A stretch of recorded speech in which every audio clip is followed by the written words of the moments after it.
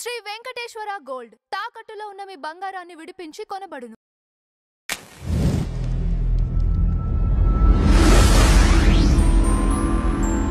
నమస్తే అండి, welcome to tree media.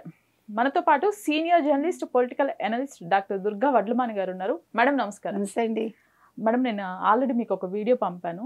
తిరుపతిలో రీల్స్ చేస్తూ క్యూ లైన్లో ప్రసాదం పైన, అంటే నేను ఇంతవరకు ఎప్పుడు అడుక్కోలేదు అని చెప్పేసి మన సోషల్ మీడియాలో ఉండే కొంచెం ఫేమ్ ఉన్న పర్సన్సే రీల్స్ చేయటం జరిగింది. ఈవెన్ ప్రసాదం పైన కూడా అలా రీల్స్ చేసి పెట్టడం. ఇప్పటికే టీటీడీ చాలా వరకు యాక్షన్స్ తీసుకుంటున్నా కూడా తిరుపతిలో ఎలాంటి రీల్స్ చేయొద్దు అని చెప్పినా కూడా మరి ఇవి ఆగట్లేదు. వీరిపైన ఎటువంటి యాక్షన్ ఉండాలంటారు? అసలు ముందు పిచ్చి పీక్స్కి వెళ్ళిందా అని అడుగుతున్నాం.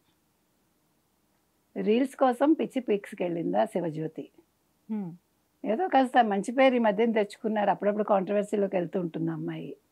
సరే, ఇటీవల కాలంలో కొంచెం మంచిగానే ఉన్నట్టుంది ఆవిడ. ఇల్లు కట్టుకున్నారు, అంత బాగానే ఉన్నారు. ఎందుకండి ఇది? ఇప్పుడు తిరుపతి వెళ్ళేది భక్తి కోసం వెళ్తున్నారా, లేదు రీల్స్ చేసుకోవటానికి వెళ్తున్నారా? ఒకటి. రెండు, మనం దేవుడి దగ్గరికి వెళ్ళేది మనం అడుక్కోవటానికేగా. మన కోరికలు అడుక్కోవటానికి మనం దేవుడి దగ్గరికి వెళ్తాం. ఎప్పుడైనా ఒక్క కోరికైనా కోరుకోకుండా నిర్మలమైన మనసుతో వెళ్ళి వచ్చేసే వాళ్ళు ఉంటారా? అంటే రెగ్యులర్గా వెళ్ళే వాళ్ళు ఉండొచ్చు ఎవరైనా. మామూలుగా మన దేవుడి దగ్గరికి వెళ్ళేది ఒక కోరిక అనుకుని అది నెరవేరాక మొక్కు తీర్చుకోవటానికో, లేదు ముడుపులు కట్టుకోవడానికో.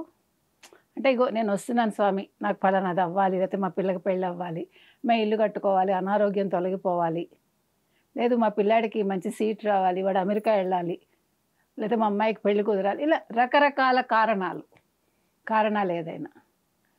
లేదు మా ఆయన సవ్యంగా ఉండాలి, అవి కూడా ఉంటాయి. మా ఆయన చెప్పిన మాట వినాలి, లేకపోతే మా ఆవిడ చెప్పిన మాట వినాలి, ఇవి కూడా అడుగుతారు. ఇదేమి అంటే మనం దాచుకోవాల్సిన విషయాలు కాదు. ఈ రోజుల్లో ఏంటంటే సంసారాలు ఎక్కువ శాతం వీధిని పడుతున్నాయి.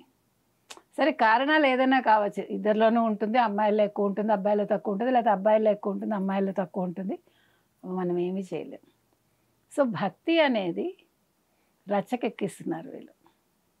అసలు రీల్స్ చేయటం ఏంటి? అక్కడ రీల్స్ చేయకూడదని చెప్పాక, రాజకీయాలు మాట్లాడకూడదని చెప్పాక, దివ్యల మాధురి, దువ్వాడ శ్రీనివాస్ కలిసి ఎప్పుడైతే రీల్స్ చేశారో అక్కడ, అప్పటి నుంచి కూడా ఒక చేయకూడదు అని ఒక రూల్ పెట్టేశారు.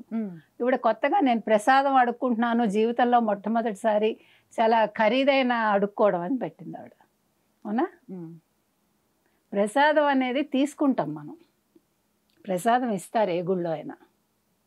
మీకు మనం అనుకుంటాం కానివ్వండి, తిరుమలలో ఇచ్చే చిన్న లడ్డు ఉంటుంది చూడండి, దాని టేస్ట్ మీకు పెద్ద లడ్డూలో కూడా కనిపించదు. అంటే బాగోదని కాదు, ప్రసాదానికి ఉండే ప్రత్యేకత అది. మీరు ఏదైనా సరే చూడండి, సత్యనారాయణ వ్రతానికి చేసిన ప్రసాదం మీకు చేసే విధానం తెలిస్తే అది తిన్నాక మళ్ళీ ఇంకా కావాలి అని అనిపిస్తుంది. అది ప్రసాదం గొప్పతనం. అందుకే ప్రసాదం కొంచెమే పెట్టాలంటారు, అప్పుడే దాని రుచి తెలుస్తుంది. కాబట్టి ప్రసాదం అడుక్కునే తింటామమ్మా శివజ్యోతి, కానీ అక్కడ అడుక్కోకుండానే పెడతారు వాళ్ళు.